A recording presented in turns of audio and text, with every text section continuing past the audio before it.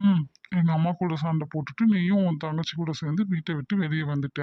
மாமா எவ்வளோ தவிச்சு போயிட்டேன் தெரியுமாடி? என் தங்கம் எங்க இருக்கோ எப்படி இருக்கோன்னு நினைச்சே நான் சரியா தூங்கல சாப்பிடலாம் இதெல்லாம் தெரியுமா உனக்கு? நீ எங்கடி மாமலை புரிஞ்சுக்கிற? டேய், எனக்கு உன்னை பத்தி நல்லா தெரியும்டா. தொலைஞ்சது சனியன்னு நினைச்சிட்டு சுத்திட்டு இருந்திருப்பேன். அதுக்குள்ள என்னவா புழுகுற? ம். நீ என்னடானா மாமலை பத்தி ஒன்றும் நினைக்காது என்னை கழட்டி விட்டுட்டு யாருக்காக இங்க நிக்கிற? ம். உன்னோட உயிரை எடுத்துட்டு போக ஏமா வருவானா மாட்டானான்னு நின்று பார்த்துட்டு இருக்கேன்டா. ஏய் சேரல குட்டி என் வேலை கட்டி பேசுடி. டேய் மண்ணாங்கட்டி, செருப்பு பிஞ்சிரும். மரியாதையா தள்ளி நின்று. என்னடி மாமலை இப்படியெல்லாம் சொல்ற?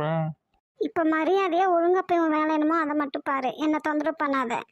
என்னை பார்த்தா இப்போவாது நல்ல திருப்தியான சாப்பாடு. ம் ஆமா அண்ணே.